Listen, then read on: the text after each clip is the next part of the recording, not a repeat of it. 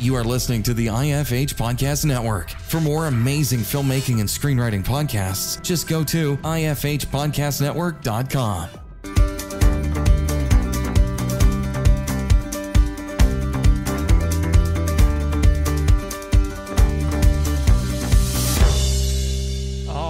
Welcome to the Successful Screenwriter Podcast, where we discuss anything and everything screenwriting. Here we interview successful screenwriters and filmmakers to find out just what it takes to make it in the industry. Just a heads up, this episode is brought to you by my book, The Guide for Every Screenwriter, which has been listed as one of the best screenwriting books of all time by the Book Authority. If you're looking for something that reveals the secrets of screenwriting in an easy to understand and engaging way, then this is the book for you. You can find The Guide for Every Screenwriter at thesuccessfulscreenwriter.com/books. Now, on to the show. All right, welcome to the podcast. I have on such a cool guest today, Warren Lewis. He's a screenwriter from The 13th Warrior, which was one of my favorite films. It was adapted by a Michael Crichton book, and it starred Antonio Banderas. Warren, thanks for being on the show and spending time with us today. My pleasure. Welcome to my neighborhood. Before we get really into this, I wanted to ask you about your origin story of what brought you into screenwriting. I'm a very fortunate guy. Okay. I'm doing basically what I want to do. Awesome. And in my generation of screenwriters, and to a certain extent now, not quite so much, the way into the high chairs, the above the line chairs in entertainment and movies and television was screenwriting. But I was always a writer. My background is weird in that regard. I was born in New York City, as you can see, if you can see my background. And I'm not one of those guys that's supposed to be a screenwriter. I mean, no one's family throws a party when they find out their young son wants to be a screenwriter. Okay. But I always wanted to work in show business. It was always magic to me. And I know how to do everything on a movie set, but still magic. Okay. So I started working around the business when I got out of school. And while I was in school, I worked, it's an odd background for a writer. I worked in production for years and years. Okay. On big time commercials in New York, little time commercials in New York, eventually little time features out here, a bunch of horror movies, which you probably love. So like indie stuff? Oh, yeah, it was pretty much indie stuff. Not always. Okay. But I was a pretty good production guy in my day. And I think it's a great thing to do, to learn people's jobs, what they do and what's possible. Absolutely. So while I was doing that, I was writing. I was very fortunate. I think it was my second or third script. Got some attention. Led to a situation where I was working on Black Rain. We sold that movie back in its day. Michael Douglas, right? Michael Douglas movie. Yeah. Very cool. And it was a great chance to work with Ridley Scott, and that doesn't come along every day. And ever since Black Rain, it's funny, I was a Teamster captain on a low-budget TV movie. Oh, okay. And the phone rang. But that's the background without getting too gory about it. Well, how did you get the gig for The 13th Warrior then? That's an interesting story, too. It actually began in production. Oh, really? Strangely enough, yeah. Well, look, people always say it's a business built on relationships, and to a very great extent, that's true. Yeah. There's another side to that, which is if you're in the business, you will get relationships. So I was first assistant director on John McTiernan's first movie. Okay. And John went on to do, I guess the next thing after that was Predator, I think. Wow. And this ended with Die Hard and Hunt for Red October, blah, blah, blah. But after it was called Nomads. No one's ever seen it. I got him a lot of work, though. It's an odd and beautiful little film. So I was already working as a writer when my agent at the time said you should meet with John McTiernan. And I'd run into him now and then. After Nomads, I'd see him in a coffee shop now and then with friends. Oh, cool. So a Predator, huh? Where's the gig? But, anyway. So I should go see John McTiernan. I pitched him a story. And this is a hats off to John McTiernan. People always think he's a visual. Yeah. He's got, and he does. When the history of our business is written, John McTiernan's style is going to be finally noted for what it is. But he had an amazing story sense. Mm-hmm. Amazing story sense. Yeah. So he told me where I was wrong. Okay. And he was right. Didn't sell the story, but that relationship was rekindled. And then I got my first gig for him, development deal. It was another adaptation of another book. It was an odd little book. There were like 11 writers on that. Okay. And then 13th Warrior came up. Eaters of the Dead came up. He sent it to me. And I read it. And I said, what can you possibly do with this? And we started talking, and I got the gig. That's cool. So I want to dive into that, because what I appreciate about the 13th Warrior is most films in this type of a genre, they're epic battle scenes, right? And that's what you have. So in the 13th Warrior, you have these Vikings that sing from around the world, and then you have Antonio Banderas playing the Muslim warrior, and they're all kind of coming together, even though culturally there's a lot of conflict, which is awesome. And so we have the big battle scenes, right? But then from there, the film shifts, but it shifts into like an assassin movie where they decide, okay, we need to go hunt down the mother of these cannibals and slay her. And I really appreciate that shift tonally in the film, because it's not something that's easy to do. You build up the expectations of, we're defending this town as if it's the Magnificent Seven or the Seven Samurai, but then you shift the tone into this assassin film. I thought it was brilliant because it keeps you on your toes. Is this something that you guys were talking about doing early on in the process? Yes. Yeah. The challenge for me, one of the attractions for me, was Ibn al-Fadlan. I thought he was an interesting character, both the real person, supposedly, right, and character. And for him to do that is a real, I hate to use the expression character arc, it's so inaccurate, but for him to do that, to join up with these guys, and to go to war. Right. Defense is one thing. Right. But action heroes don't do defense. Right. Up to a point they do. Yeah. So it was something we discussed right from the beginning. So how do we get this guy, on a horse, so to speak, and drawing that sword? Really making him a proactive character so that he's really driving the conflict of the story. I think it's just so intelligent, and it really endears you towards this group of fighters because they lose so many people, right? They only end up with a handful of guys, and then the handful of guys they have are like the baddest of the bad. That's a war movie. The genre is interesting. The genre shift or change of development is interesting. This became a war movie. Yeah. At a certain point through it. Yeah. At which point John does awesome war movie. I wrote a war movie for him. I wrote two, actually. Yeah. That's one of his main interests. I think he did an awesome job.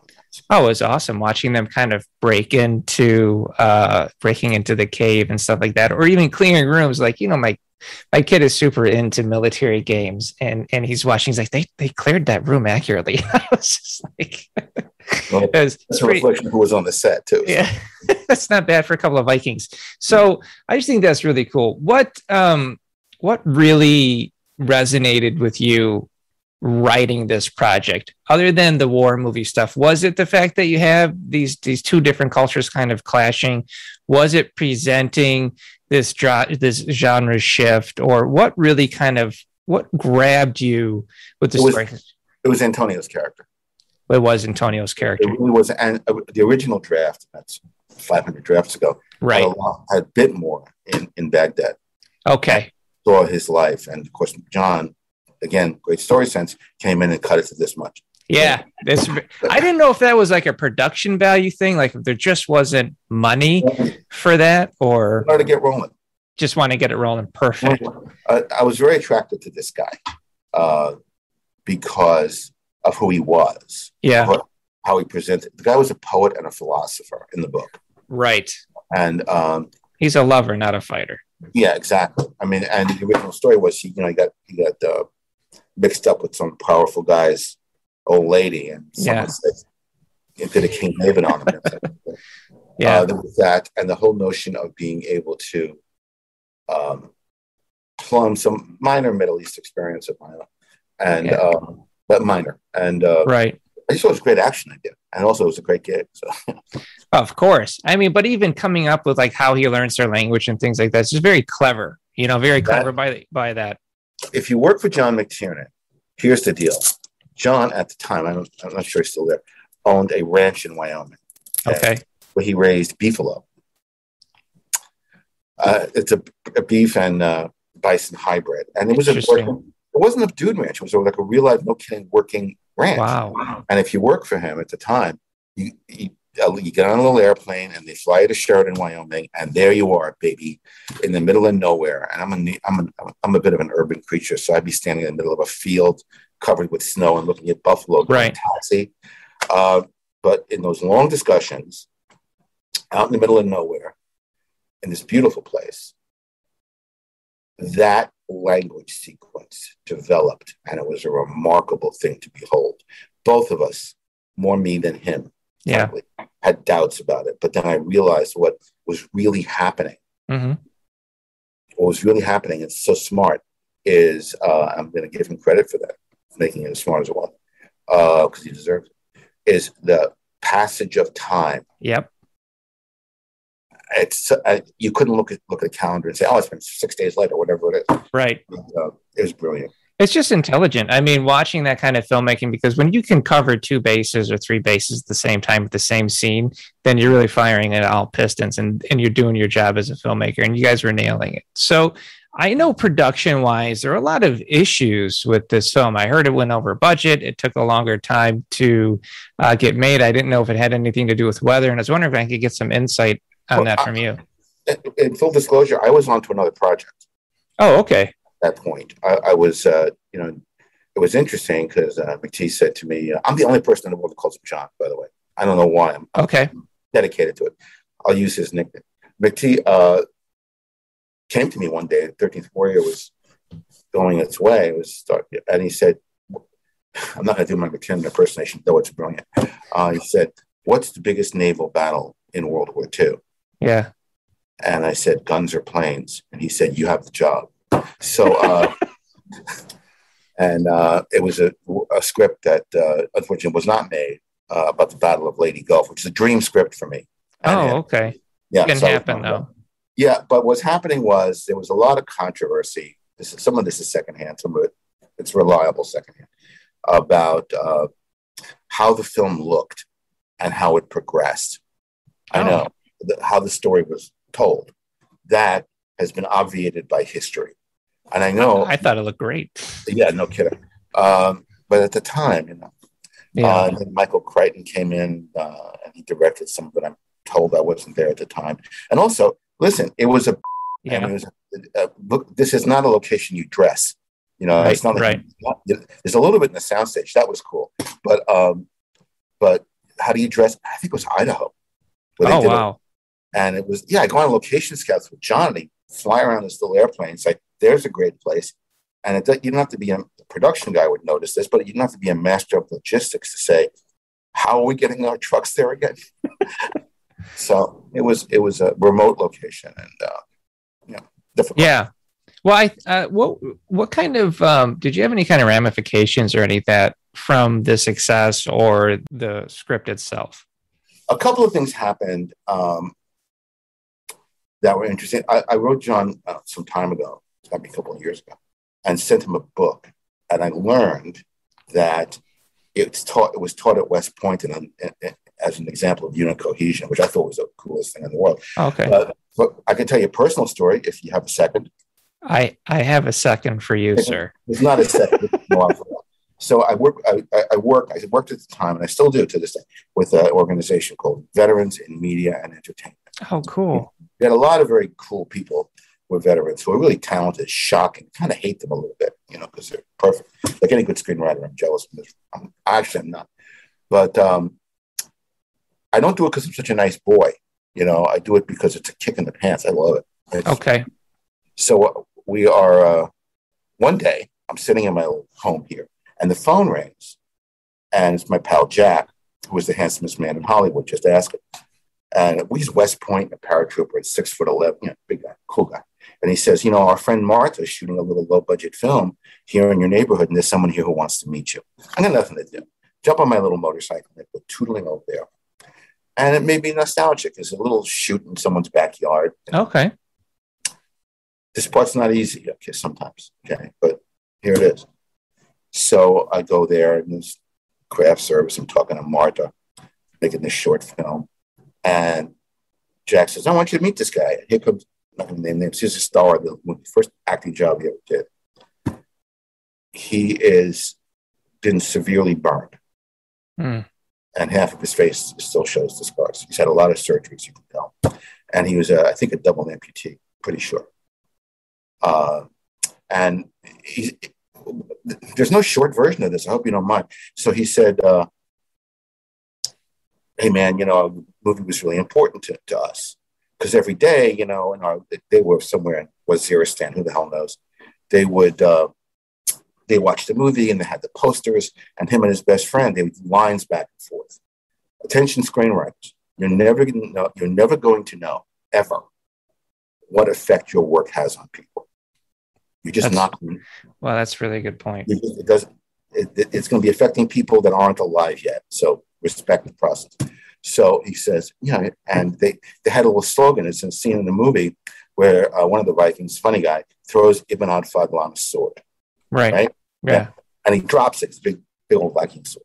And Ibn says, it's too heavy. And the Viking says, joyfully, get stronger. Yeah, I love that scene. And that was sort of their little slogan.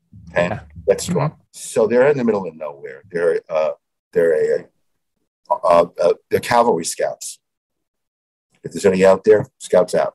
Okay. So it's three Humvees, up armored. And they're in the middle of nowhere. I mean, that's their job. Yeah. There's first Humvee my friend was in, and the command Humvee in the back. The first IED took out the Humvee. The second hit his. Wow.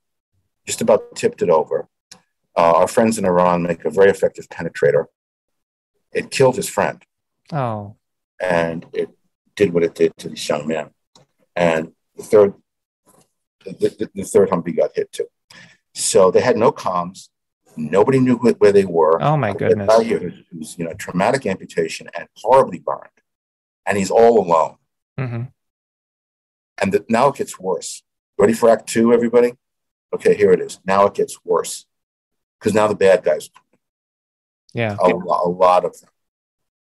So this kid gets up in a turret. I have no idea how he cocked it. M2 machine gun, because it takes both hands to operate. It's this big one.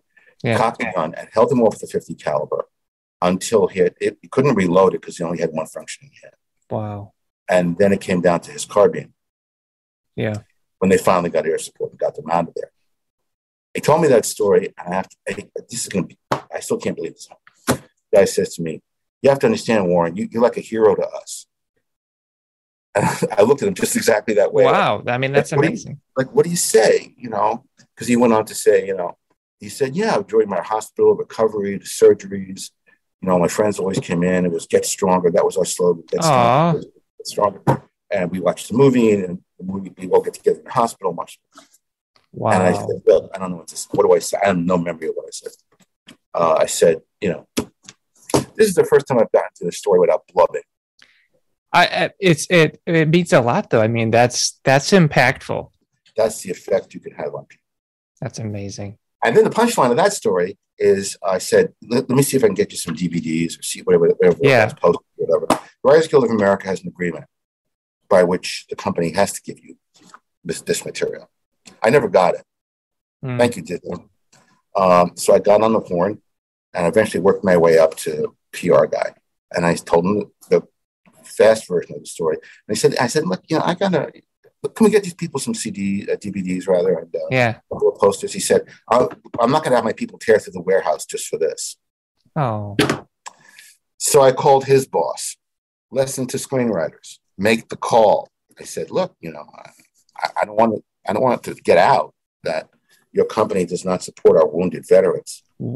That's amazing. You're a writer's writer. You're tenacious. I don't know about that. I tried.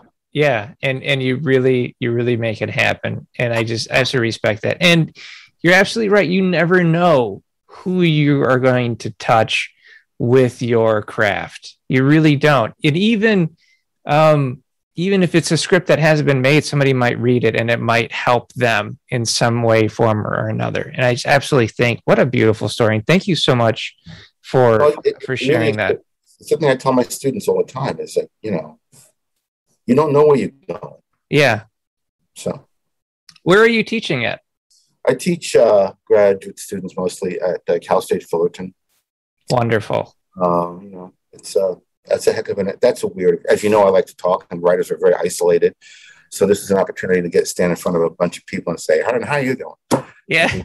I like it. I teach a little class as well, so I totally understand. And I think it's so important to give back to the next generation. And I love that you're actually doing that. Thank you for being on the show, Warren. I really have enjoyed your work. It was a hell of a film, and I'm so glad to see that it has affected and touched others, and that it's getting more love nowadays. When it came out, it was kind of under the radar, but I'm noticing more people are really discovering this film, and I'm so glad to see it. Thank you for having me. It's a lot of fun. Thanks for listening. If you enjoyed this episode, please subscribe and share in your social media, where you can tag us at The Successful Screenwriter.